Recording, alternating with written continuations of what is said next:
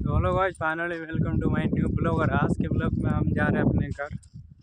काफ़ी दिनों के बाद अपने घर नहीं थे हम, इधर जहाँ गेहूँ किए थे वहाँ थे। और देख ही सकते हो अभी मैं चल के जा रहा हूँ, ये हमारे कपड़े हैं कुछ। और अभी 12 बजे इसलिए धूप लग रही है, इसलिए रुमाल रुमाल ढका है। यार मैं सोच रहा हूँ यार, मेरा ब्लॉग यार हिंदी में बनाओ या बागड़ी में बनाओ, साला मिक्स हो जाता है।